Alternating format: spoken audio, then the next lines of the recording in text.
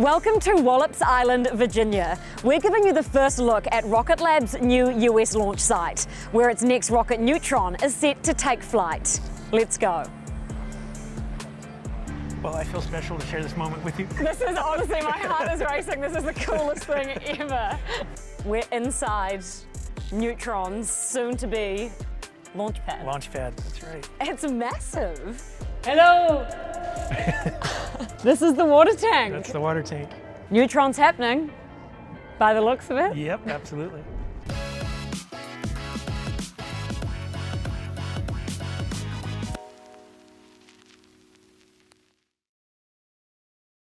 We're on our way to NASA's Wallops Island flight facility, where Rocket Lab is preparing its next rocket, Neutron. When I was planning on coming here to Wallops at this time of year, it was when Neutron was set to launch. Obviously, that launch has now been pushed out to 2025. But I wanted to come here anyway and see how much progress has been made. We're taking you on a tour of all Rocket Lab facilities on the island, starting with this integration and control facility set up for Electron. Welcome to Rocket Lab. Thank you so much. Yeah. Excited to have you here today. I'm so excited. And I want to show you the mission control room. Yeah, let's do it. Jump in. Cool. Aaron Kuipers is Rocket Lab's Director of Test and Launch in the US. He's been in this room for every local Electron launch.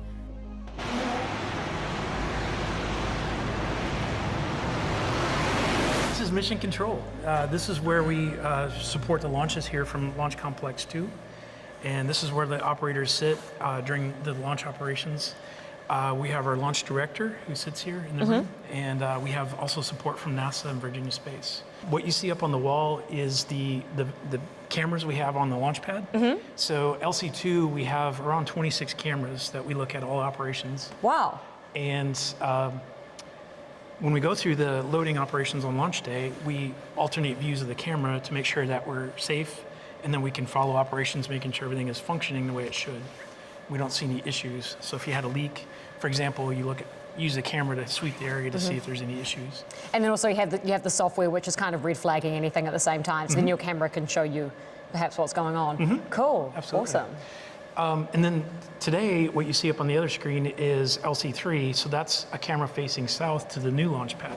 I'm so excited to go see that, Aaron. I cannot wait. We're going to save that till last. Yes. Big finale. And that's where Neutron will launch from. So if you were standing at LC2, we'll see shortly, and looking south, that's the view you will see. So cool. It's right next together. On launch day, we have 21 operators in here.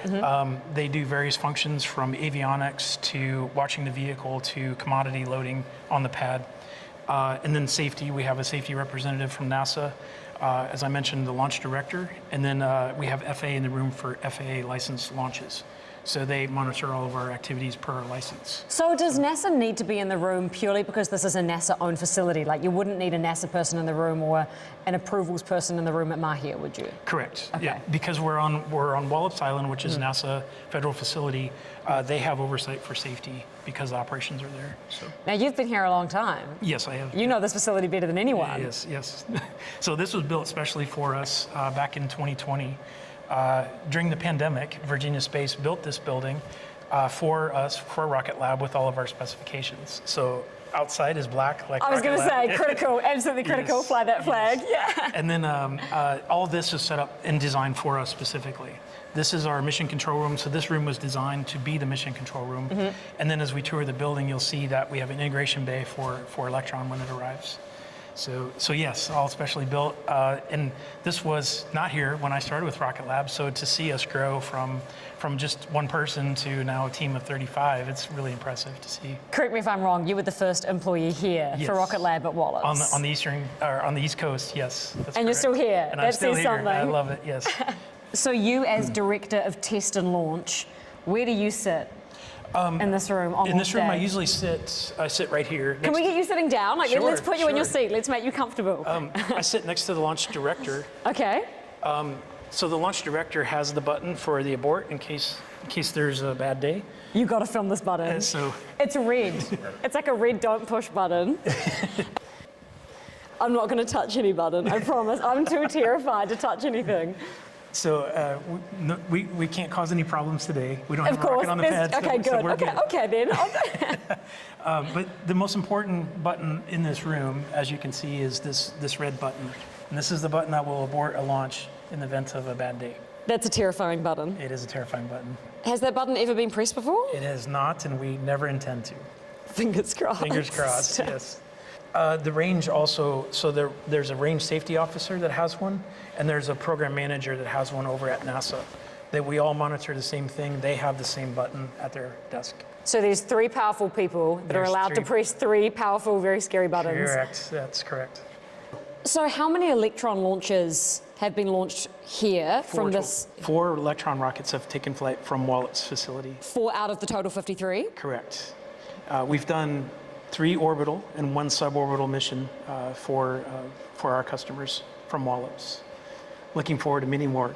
And Neutron coming down very soon. Yes. Very quick, Yeah, right? very quick, yeah. yes. Yeah, I mean, you've got what, how many months now? Less than a year. We got less than a year, and Neutron will be flying from Wallops, so we're very excited. But for now, it's all Electron on US soil. So this is our integration bay, Madison. Classic Peter Beck, like you could eat off this floor. You It's could so absolutely clean. eat off this floor, absolutely. This is where Electron comes in the stages, and we put Electron together. As we put Electron together, we test each stage, and then we test it all together as one launch vehicle. And then when that's all complete, we open the door, we put it on a trailer and drive it to the launch pad. So this is a garage. Electron comes in, this garage roller door, you check it, put it all together, and she's out that door. And she's out that door. Straight to the launch pad. Yes, absolutely. In each stage is processed. We verify that it doesn't have any leaks, check it electrically, and then we mate that all together into one big frame. So we've processed the 4 Electrons here. We can handle 2 at a time. Yeah, because they're quite thin, right? Quite thin.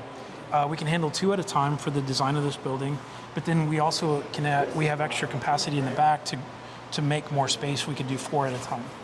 So Neutron's a little bit wider than Electron? Yes. She's not going to fit in here, is she? She's not going to fit in here. So we have a new facility that we'll drive by later today to show you.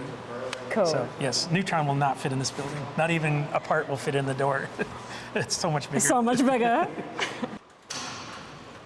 Electron itself is still pretty large. To give you a sense of the size of Electron on its own, this is how the rocket is transported to the launch pad. This is a very long trailer. We have to put oversized markers on it because it's too long. It's longer than a standard car or truck can be. So we have to put oversized banners on it when it goes down the road. That's amazing. Well, so what do you tow this with? Like, you'd need a pretty big truck. We need a big truck. It's not heavy, but it's not too heavy. It's a regular standard truck that has a gooseneck trailer. just like a Ram Ute. A Ram Ute. That's very American. That's cool. It is. And then you drive it from here. Down to the launch pad.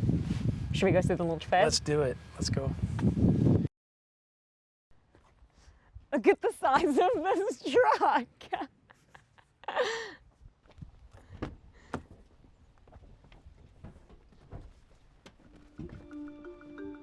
Before the space economy arrived, it was almost all agriculture out here. So this area is highly populated with chicken, poultry farm, poultry raising. And then aside to that is farming. There's a lot of crops that are raised here. Corn, soybeans, and wheat are the main staples here that are grown on the shore. Chicken and rockets. Chicken and rockets, that's right. Who would have thought? Who would have thought? On the way to the launch pads, we stopped at what will be Neutron's new home. A brand new black building called the AIC, Assembly, Integration and Control Facility. So this used to be a chicken farm. It did.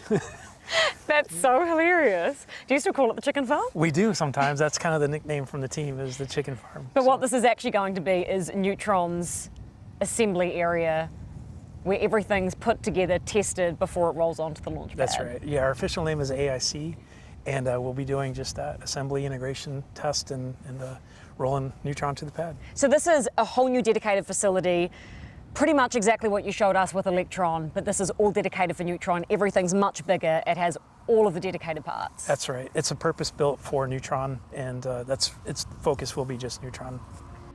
Rocket Lab's foothold on the Virginia coastline is expanding as it constructs Launch Complex 3, known as LC3, the launch pad for Neutron. This site is owned by the Virginia Space Authority within NASA's Wallops Flight Facility. For that reason, the Virginia Space Team escorted us around the launch site. Hello, how are you? Madison, lovely to meet you. Where? This is Rocket Lab's existing US launch pad, Launch Complex 2. This is akin to our LC1 in Mahia, New Zealand. This is our second launch pad, tell by the number. We built this in 2019. This is on NASA property. We built this with Virginia Space, and we launched 4 rockets here from LC2 already. So it's a proven launch pad and looking to a bright future, more launches. And tell us about the landscape. This is the Atlantic Ocean? It's Atlantic Ocean. I'm so far away from home right now, eh? It's Atlantic Ocean, we're right on the coast. And this is, it helps us have our flights not over public, and so it's a safety reason that we are right on the ocean. Not to mention it's a beautiful area to launch from. Can we go get on the pad? We can get on the pad, let's go. Well, I feel special to share this moment with you. This is honestly, my heart is racing. This is the coolest thing ever.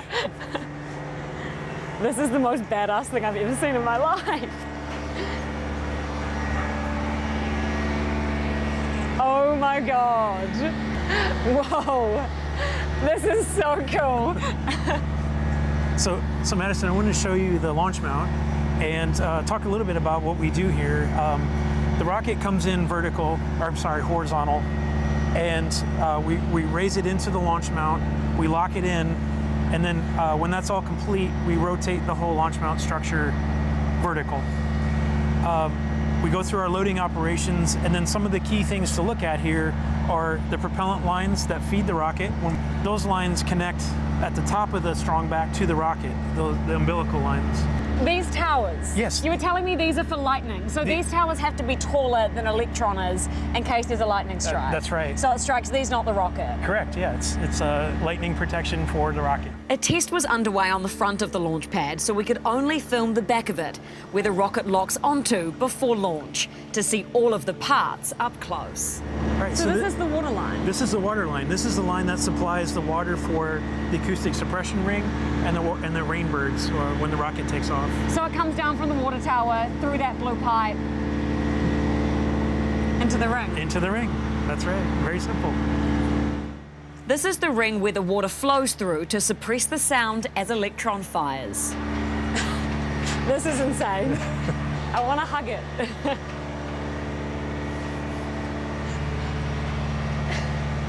I'm speechless.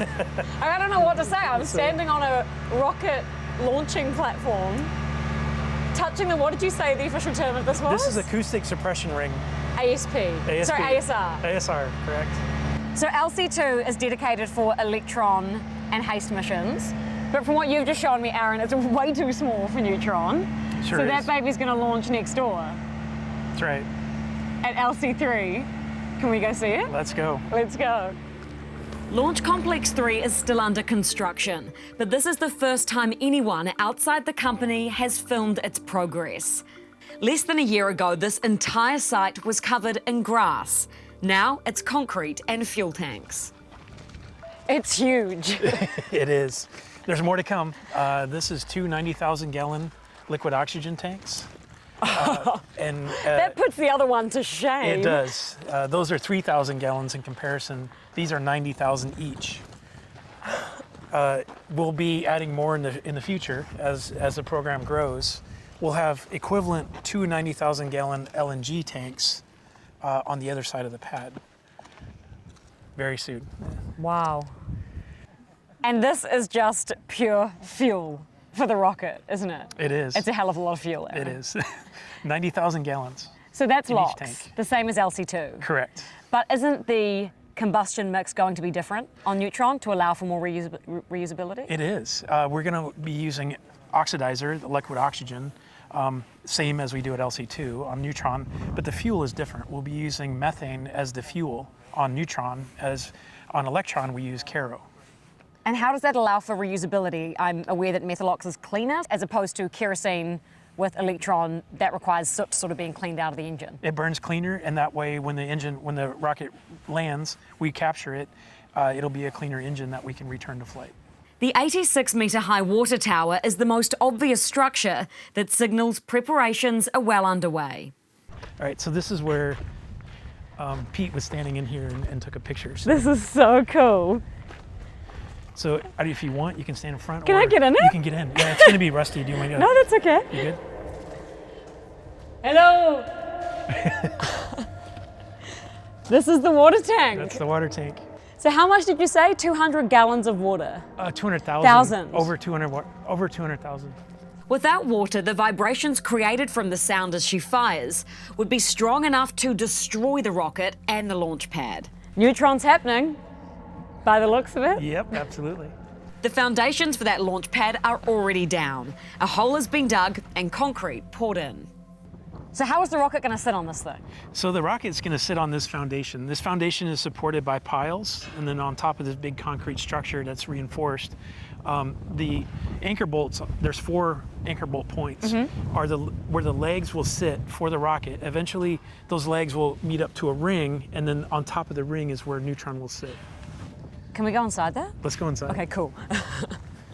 We're inside Neutron's soon-to-be launch pad. Launch pad, that's right. It's massive.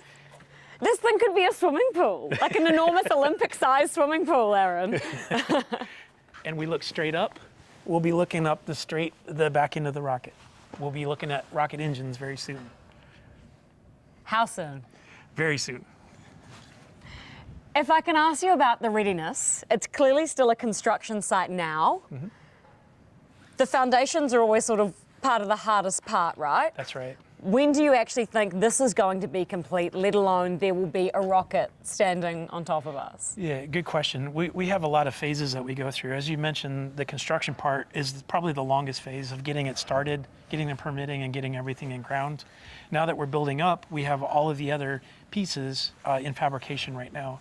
So it's kind of phased together. So as this concrete is built, we designed all of that. It's being cut right now, and it'll be on the way here shortly, and we'll start erecting all of the launch mount. All the components, the commodity gases, tanks are here for LO2, LNG is on the way. All those will be connected on piping. So it's kind of a phased process. And you're absolutely correct. The construction takes a while, and that's been the longest pull. Now we can start to see a lot of movement in terms of what's being constructed on the surface. But you have actually started building from the ground up. The foundations are here. We're standing on it. This part is ready to go. Absolutely. Almost. Yep. So yeah, we get the hard part's kind of over. Now it's putting everything on top and connecting it all together, and then putting Neutron right on top of that. And then we launch.